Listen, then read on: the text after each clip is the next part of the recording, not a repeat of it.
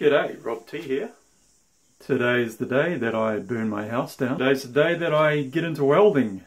I'm wearing all black and I've never welded before. This is the first time ever.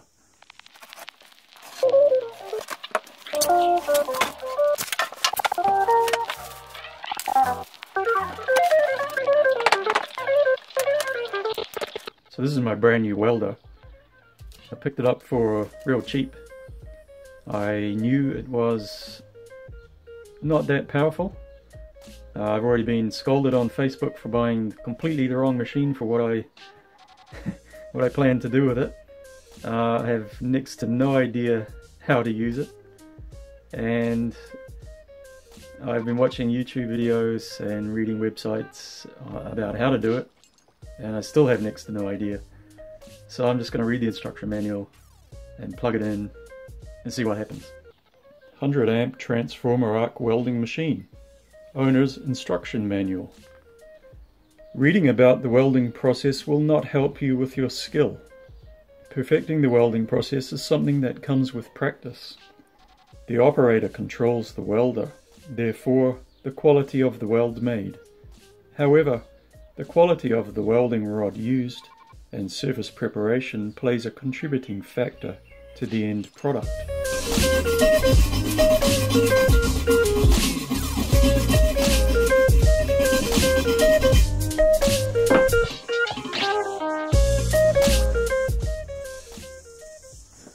So I have watched a few videos about welding, and I have picked up a few little tips here and there. One is that you got to clean the surface to create a good circuit. I don't know if this is clean enough. I just brushed off all the surface rust with this brush thingy here.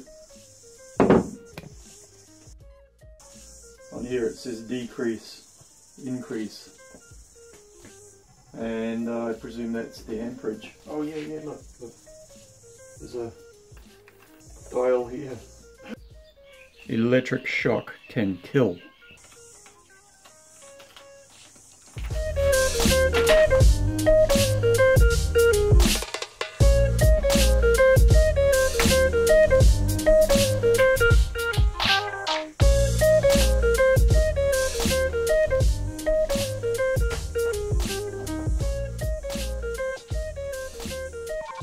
Shit, this is kind of making me nervous, to tell the truth. I have no idea what's going to happen. Alright, here goes.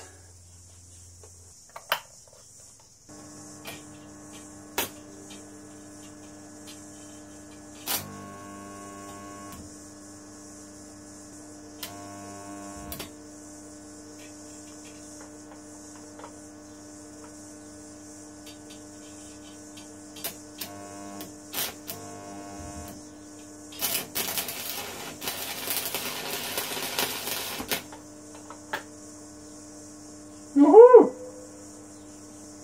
Did you see that?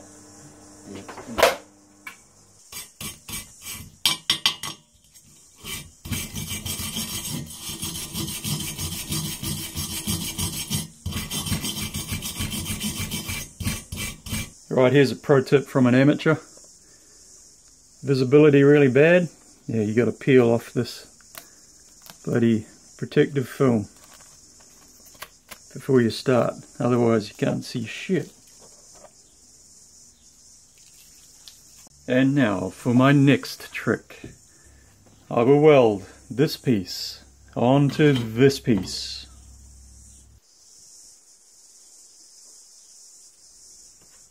Go with this, I think. Should be right, mate.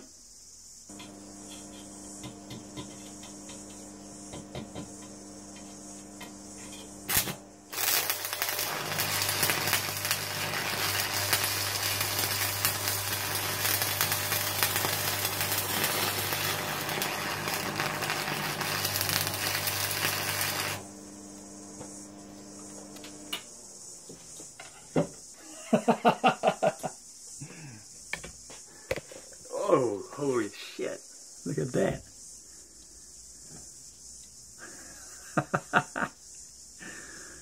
Oh wow, man, that was intense.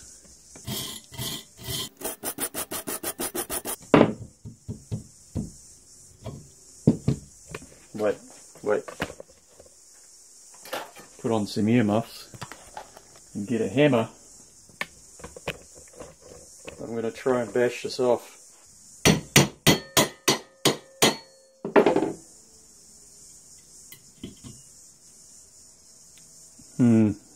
Well, I'll call it somewhat of a victory. That's about a 0.01% success, so yes!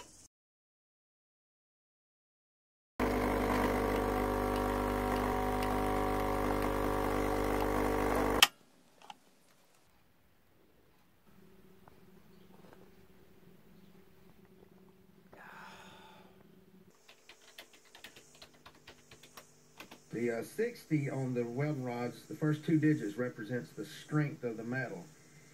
Danger of receiving an electric shock. So it's the next morning after welding 101 yesterday. I got quite a bit done on my project, and welding kind of went okay for a complete newbie like myself. One thing that I was sort of concerned about during the process was obviously the light. So I was wearing the mask all the time. To be honest, I didn't quite see the purpose of the gloves. I thought it would be to stop spatter and stop yourself burning your fingers if you touch the hot metal. And I didn't seem to be doing that or getting any spatter on my hands, so I wasn't wearing them.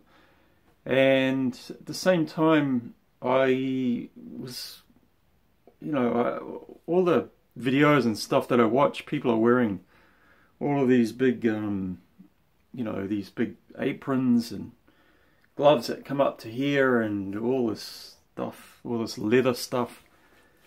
And in the back of my mind, it was kind of playing out like, what the heck is all that gear for? And last night I started feeling a bit kind of weird on my arms, and when I woke up this morning, I got it. I get it, man. I've got kind of a sunburn here, and on the inside of my arms a bit, on this side a little bit. It's a bit hard to see. You can see it there, it's quite red. And I guess I should have read the manual. Well, in fact, I did read the manual. And the UV light can cause burning in the same way that the sun causes burning. In New Zealand, the sun is so strong that we get sunburned in a matter of minutes. So I guess I'll have to wear sunscreen in the workshop. Damn! Well, welding is fun, but it sure ain't easy. Got down my first kind of not bad little bead. That worked alright, but it popped the breaker on the circuit and stopped right here. I tried to weld this piece onto here, but all that did was make a dog's breakfast of this and didn't do anything to this piece. So I've asked Ned what to do, and he recommended just trying with two pieces of equal thickness to make it easier for the two pieces to fuse. And I'll try welding onto, well, I'll try welding edge to edge, and we'll see how that goes. I think it's going to work. I have a good feeling. I'm getting a feel for striking the arc, and I'm just rolling along nice and slow, forming a bead. Alright!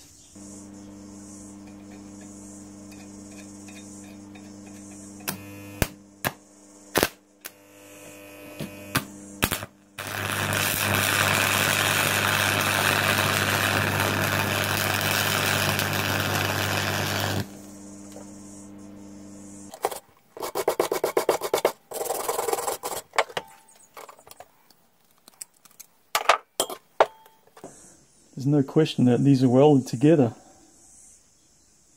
Even though I went off track here and I completely burned away all that area, but this area from here to here, that is actually welded.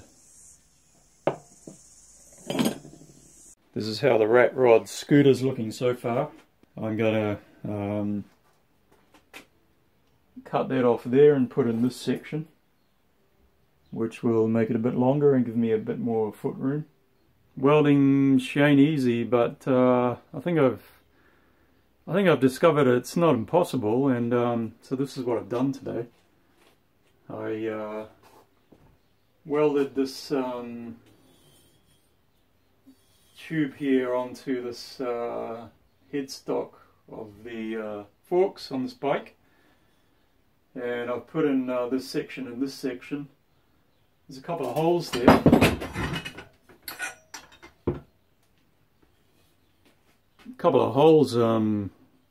The metal gets so hot, man, it just melts away and just disappears. It leaves holes. There's another one there. Up here, there's a massive hole here. So I'm going to have to figure out how to plug up holes. But I think you just put a bit of steel over there and just weld over it and grind it down, and I'm pretty happy with this. Well, g'day guys. I've just made a quick list of things to sort of summarise my learning to weld experience. No particular order, but first one on the list is that the rods, they get stuck all the time. I'm not quite sure the reason why. I think it's because they're not heated up, and the filler material just binds to the workpiece, and it gets stuck. You've got to get it off there pretty quick, otherwise the whole rod will heat up and get red hot. So a couple of times I actually had to release the rod from the holder just to get it off, and then switch off the welder at the machine. There's the sunburn issue, which I got a bit more because I did a bit of welding down on the floor with shorts on. I was wearing shorts and got sunburn on my legs. So yeah, I guess I'll have to get all that leather stuff if I'm going to be a welder beast like all those other welder dudes. Holes. Yeah, holes are really easy to create. If you stick around too long on one spot, man, poof, that piece of metal just goes up in smoke. You end up with a big hole. The rods. These rods disappear at an alarming rate. I was amazed. So one rod here, I guess it only gets about, I don't know, 10 or 15 centimeters or 150 mil max of welding mileage. Striking the arc. Striking the arc is when you get the thing started. Fairly easy with a brand new rod, but once you've used it once, I found it really difficult to get started again, and I found that clipping them off with a pair of pliers made it a bit easier, but apparently that's because of the hydrogen content in the rod. It might have something to do with the quality of these rods, I don't know. The mess. Yeah, man. Welding is a messy sport for sure. Basically my workbench is trashed. It's got burn holes all over it and little black spots from stuff flying off. The floor is a mess as well. These little black spots everywhere. It's a mess. I think that's why they always have a big steel bench. Not wood. It's hot. Welding is hot, and that material, I thought it might get hot around like this, but the whole thing, the whole damn thing gets hot. Hot as hell. You got to watch out.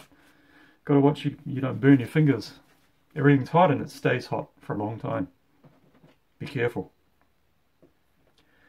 Most difficult thing about welding so far is welding different thicknesses of material.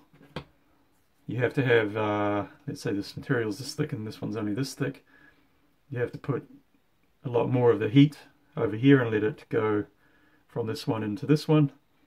Otherwise you end up just melting away all of this and you end up with one of the holes that I was talking about before. It's pretty tricky. Very tricky. Gravity.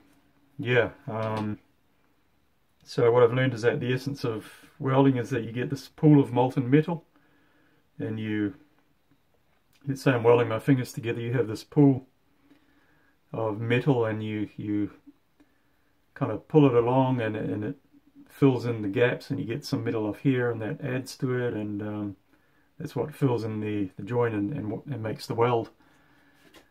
Obviously if you're working in a position where gravity's working against you, then that's not going to be good. Everything's just going to fall down and it doesn't work. So lastly, I'd just like to say thanks to Bob over at White Dog Garage. He's on Instagram and YouTube. He gave me tons of tips via Instagram and really helped me out. So cheers, Bob. Alright guys, this has been fun, and see you on the next one.